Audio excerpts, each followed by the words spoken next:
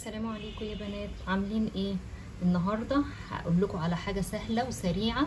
اهم حاجه يكون عندك فرخه في التلاجة وراجعه من الشغل مستعجله او صاحيه من النوم مالكيش مزاج تعملي اكل. هقول لك على حاجه سريعه دلوقتي تعمليها، مش هتاخد منك 10 دقايق. الفرخه الاول بنكون عندنا فرخه بنقطعها 8 قطع، يعني 4 وكل ربع بنقسمه قطعتين، وبنشيل الجلد منها زي ما انت شايفه كده، مفيش اي جلد خالص موجود، حتى لو الجزء بس بتاع الجناح ده مفيش فيه مشكله، لانه بيبقى صعب قوي. عرفتي تشيليه اوكي، ما عرفتيش انا بعمله بيه مفيش مشكله خالص. وبنغسلها كويس وننقعها عشان اي زفاره، وبتدينا المنظر الجميل ده. ونعمل ايه بقى دلوقتي؟ يلا بينا نقول بسم الله ونشوف هنعمل ايه. بيكون عندي هنا طبق فاضي وبنحط فيه كام فص توم كده، بنقشرهم ونهرسهم. عندك في التلاجة جاهز ماشي، بتعمليه فريش يبقى احسن زي ما تحبي. هي تقريبا بتبقى حوالي 5-6 فصوص توم. بنحط عليها كمان بقسماط، ممكن بقسماط كريسبي او بقسماط ناعم، اللي موجود عندك كله شغال. مستردة حبة حلوين كده، لان هي اصلا فراخ بالثوم والمستردة.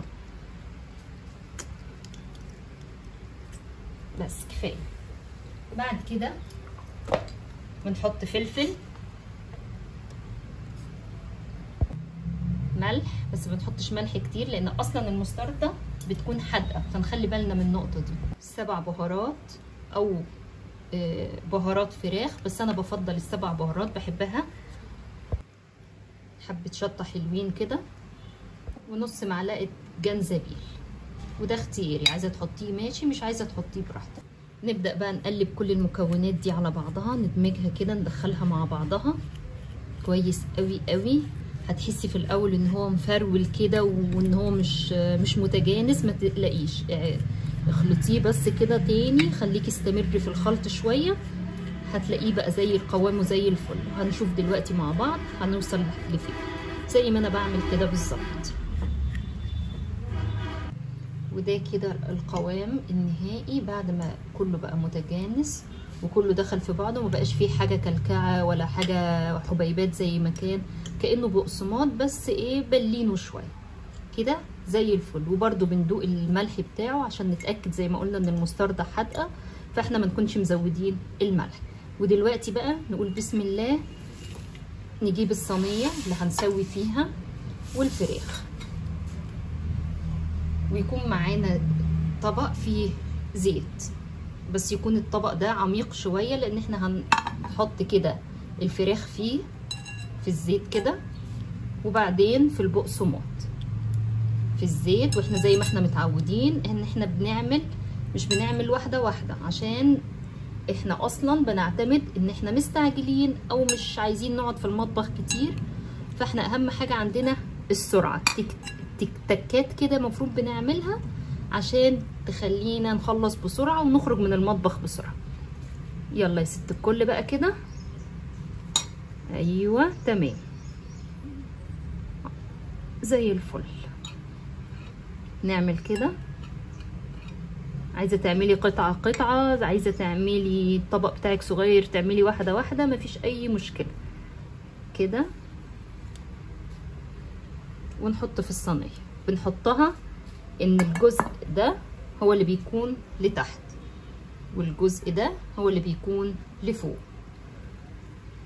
الدبوسه كده،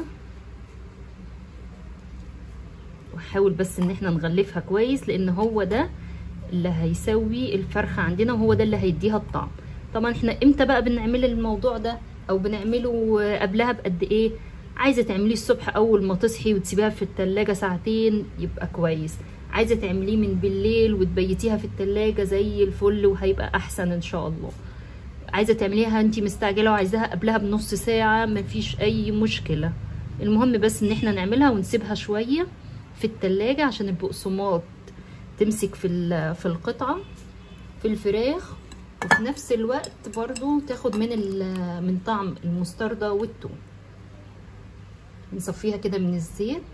الزيت ما بياخدش زيت كتير، يعني هي بتبقى حاجه هيلسي اللي احنا بنسويها في الفرن، فبتاخدش زيت كتير وبتبقى لذيذه وطعمه والولاد بيحبوها. يعني هي هي مش هنقول كنتاكي بقى ولا الكلام ده، بس هي يعني القرمشه والبقسماط والحاجات الكريسبي اللي فيها والسبايسي دي والولاد بيحبوها قوي قوي.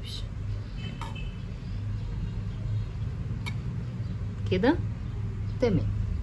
ودلوقتي ده كده الشكل النهائي للصينيه بعد ما عملناها كلها بالقطع. معلش انا غيرت الصينيه لان هي لقيتها اصغر من القطعه بتاعه الفراخ، فاضطريت ان انا اغيرها، قلبتها بس يعني نقلتها في صينيه تانية. انتي تقدري الاول تشوفي كم قطعه هتعمليها وتشوفي الصينيه على قدها. وكده بقى هنحطها على الفرن يكون متسخنينه من قبل كده على درجه 200، وبتاخد تقريبا ساعه كامله في الفرن. وده كده شكلها النهائي بعد ما خرجت من الفرن. خدت تقريبا ساعة من غير ما نغطيها ولا اي حاجة. شايفة قد ايه جميلة ودايبة، حتى جوسي قوي قوي قوي. وصوت القرمشة بقى وصوت البقسماط فيها خطير. مش عارفة باين في الفيديو ولا ايه، بس صوته حلو قوي قوي وجميلة جميلة. الف هنا.